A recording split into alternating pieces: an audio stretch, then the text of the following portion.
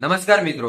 આમ તો આપણે બધા લોકો બહુ સારી રીતે જાણો છો ભાઈ કે શૈલેષ ખાંભલા કે જેને પોતાની પત્ની સહિત બે સંતાનોની હત્યા કરી નાખી।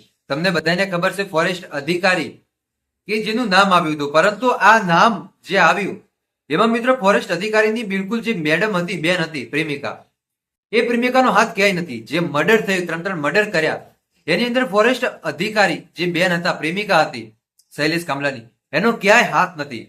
જે આ મિત્રો આપણને જાણવા મળી રહ્યું છે અને મને જ્યાં સુધી માહિતી મળી ત્યાં સુધી તમને જણાવી રહ્યું છું કે શૈલેષ ખાંભલા એ ફોરેસ્ટ અધિકારીને પ્રેમ કરતો હતો, પરંતુ એ પ્રેમિકા શૈલેષ ખાંભલાને પ્રેમ નથી કરતી, એવા આપણને હવે સમાચાર મળી રહ્યા છે। તમે વિચારો સાહેબ, એક સમય જયારે 2022 ની બંને જોડે મુલાકાત થઈ, આજે એ સમય જયારે પ્રેમિકા કહે છે કે મને આની જોડે પ્રેમ નથી, શૈલેષ ખાંભલા બંનેની વચ્ચે ફસાઈ ગયો, પોતાની પત્નીની હત્યા કરી નાખી, બે સંતાનોની હત્યા કરી નાખી, એક દીકરો ને દીકરીની હત્યા કરી નાખી, પોતાની પત્નીની પણ હત્યા કરી નાખી અને ત્યારબાદ એક ખાડાની અંદર દાટી દીધી, પોતે ભાગી ગયો તો ત્યારબાદ ભાવનગર પોલીસે પણ એને ઝડપી પાડ્યો અને ત્યારબાદ એને કોર્ટની અંદર લઈ ગયા। કોર્ટે એને 7 દિવસના રિમાન્ડ મંજૂર કર્યા। 7 દિવસના રિમાન્ડ ઉપર નવા ખુલાસાઓ પણ થયા અને આ બધાની વચ્ચે આપણને એવી માહિતી મળી રહી છે કે પ્રેમિકા સાચી નીકળી।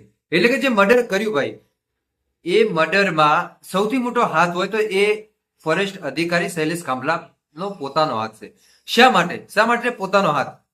કેમ કે સાહેબ, એ પ્રેમિકાના કહેવાથી જે આ એસીએફ શૈલેષ ખાંભલા છે ને, એને એવી હત્યા કરી એવું એ નથી કર્યો।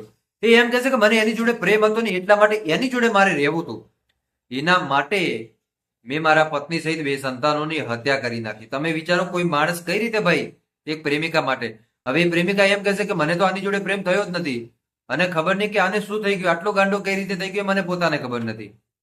હવે તમે વિચારો સાહેબ કે પ્રેમિકાને બિચારીને ખોટી રીતે ફસાવી નાખ્યા કેસની અંદર, તો ક્યાંક જોવા જઈએ તો પ્રેમિકા સાચી હતી, એના કારણે આ બધું નથી થયું, પણ એ શૈલેષ ખાંભલાના કારણે આ બધું થયું। તો કોઈની પર દોષ ઢોળવો એ તો ખોટું જ કહેવાય ને। તમે શું કહેશો મારા ભાઈઓ, કે શું ખરેખર પ્રેમિકા સાચી હોઈ શકે કે ન હોઈ શકે?